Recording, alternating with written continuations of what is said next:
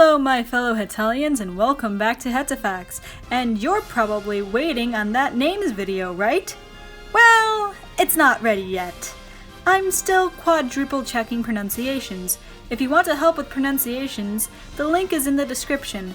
Anyways, recently the RPG Mongerer made a video on how cringy the Hetalia fandom was back in the day. And his video was so beautiful it gave me flashbacks.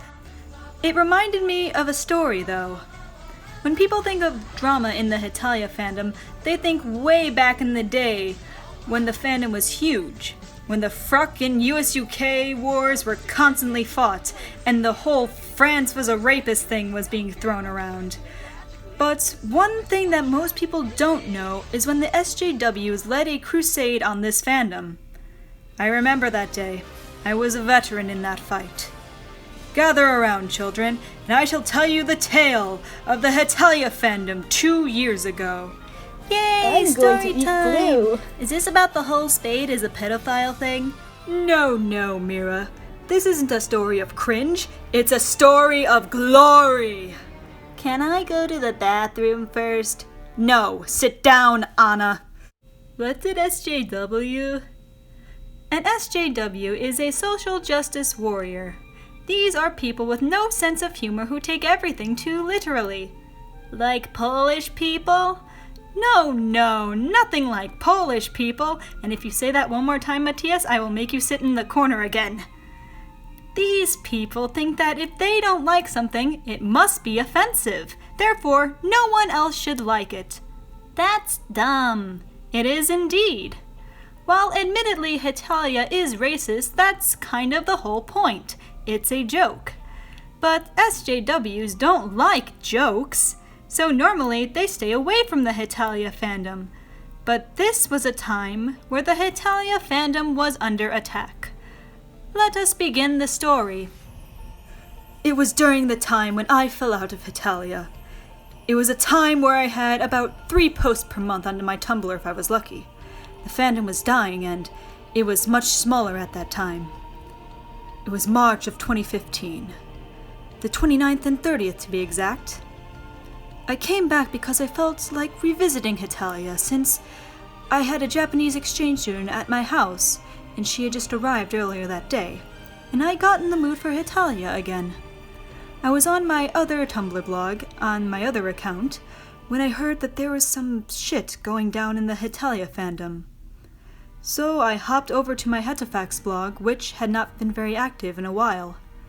Apparently people were spamming the Hetalia tag with unrelated images and rants. Normally I wouldn't care, since everyone is entitled to their opinion.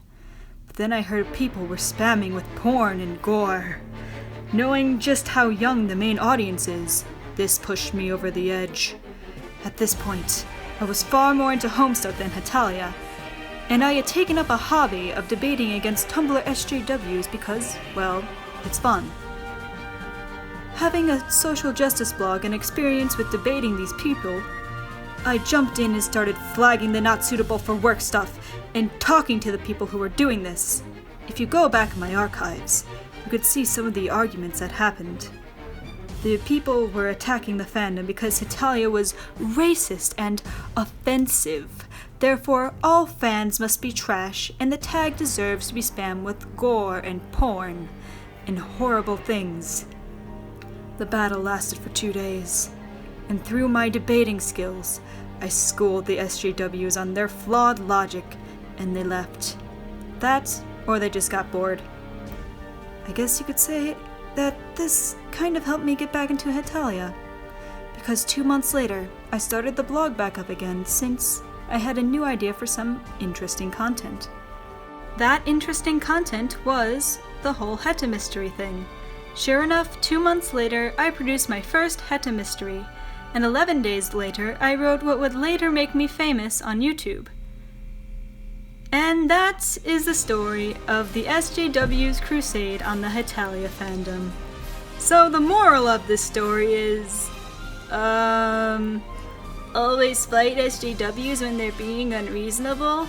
The Hetalia fandom isn't entirely toxic?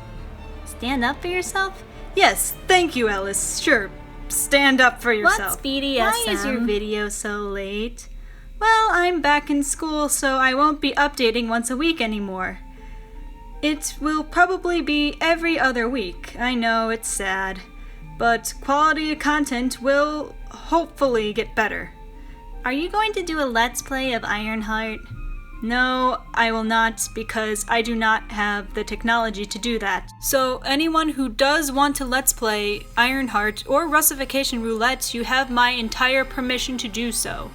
And until then, that was 1 mark higher on your history test. Thank you for watching Hetafacts.